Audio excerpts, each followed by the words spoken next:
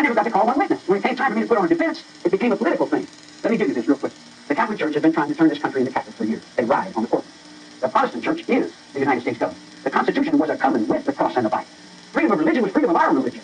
Freedom of the Protestant religion. I'm from underneath King George, where the honest labor man, the man of the mountains and the hills and the guys in the holes, had entrance into the court. But when you cut me out of the courtroom, you didn't give me my rights in the courtroom. You tripped over yourself, Nixon. When you set authority in your courtroom, that's the reality of these men that hold the procedure. They are paid to hold that procedure in the will of the rules. The rules are the will of God. That's what the law is. It's there to protect everyone. What about Charlie? Are you going to give Charlie his rights? We can't give Charlie that courtroom. If we get in that courtroom, we got to give him the road that goes with it. Because Charlie knows more about what's going on in this world and country than we do. Because it goes to this, sunshine. The father of our father went into war now in the grave that fought for our rights in this country. My grandfather lay buried in the veterans' burial ground for my rights. I have permission by the Constitution to bear arms. And if you don't abide by those rules and rights, then I have the right to go into revolution and do anything to you that you're doing to me. That's a revolutionary, universal law that comes from God. You consider yourself a revolutionary? Well, sure, definitely. Everybody's afraid to call me a political prisoner, and Amnesty International won't accept me. And everybody runs to the east with Uganda with their skyjacking before they'll face the truth. But here's the truth. So it occurred to me while I was in a deep meditational lathering of my hair using my mane and tail shampoo, it occurred to me that I now have a computer with a paint program, so I could actually try and make some diagrammatical representations of what I've been putting on my chalkboard for the last few years. So I started laying this out a little bit. It's pretty self-explanatory how it's gotten to this point. I'm hoping I can do my undo. I'm mad at the whole society about. Your minds are all stuck in movies.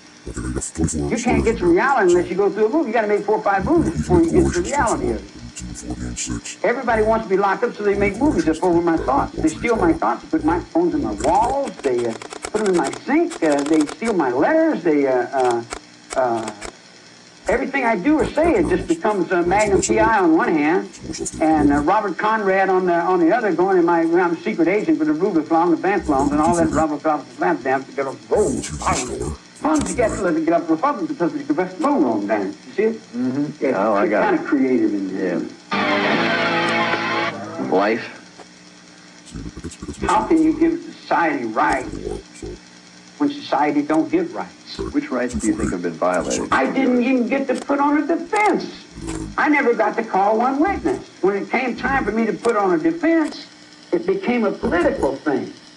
Let me give you this real quick. The Catholic Church has been trying to turn this country into Catholic for years. They ride on the courtroom. The Protestant Church is the United States government. The Constitution was a covenant with the cross and the Bible. Freedom of religion was freedom of our religion. Freedom of the Protestant religion, out from underneath King George, to where the honest labor man, the man of the mountains and the hills and the guys in the holes, had entrance into the court. But when you cut me out of the courtroom, you didn't give me my rights in a courtroom. You tripped over yourself, Nixon. When you set authority in your courtroom, that sets the reality of these men that hold the procedure. They are paid to hold that procedure in the will of the rules. The rules are the will of God. That's what the law is. It's there to protect everyone. What about Charlie?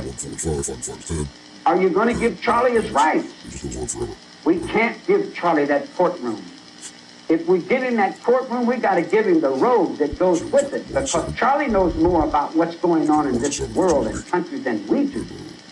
Because it goes to this, sunshine.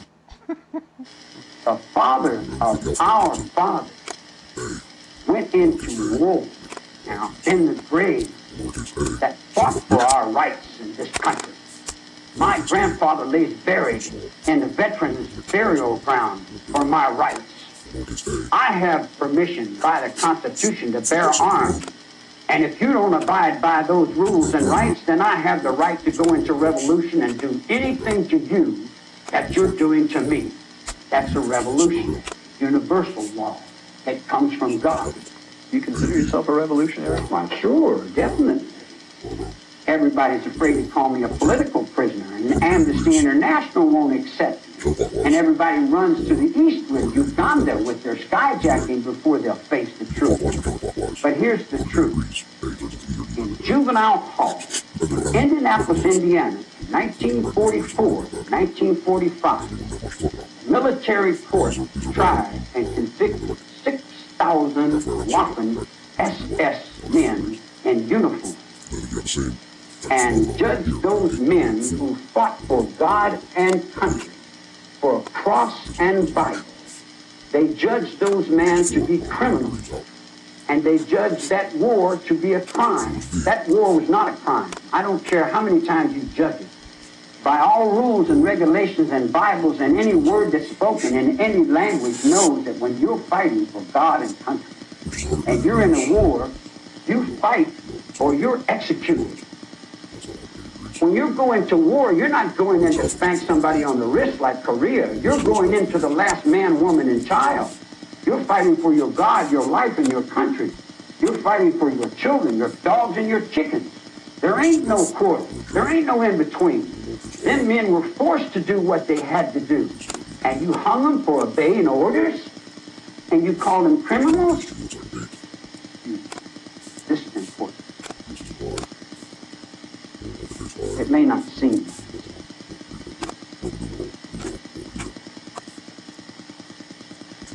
but it'll communicate thought to you later.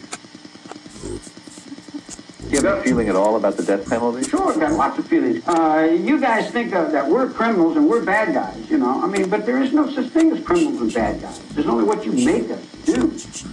You forced me into a situation where I got no choice. And I'm pushed and pulled in to do a whole kind of crazy things. And then you say, oh, he's crazy, he did all this, he's no good, he's all these bad things. Because you need someone to be bad because you got the brain of a chicken. You need someone to pick on, make you feel good. And when you can put someone in the gas chamber, then you feel like you're doing all right. I say this, if my will be, and I be in my will, in the name of the Father and the Son and the Holy Ghost, I would let everybody out of prison that didn't want in prison. And then if I catch you breaking the law, I'll just shoot you.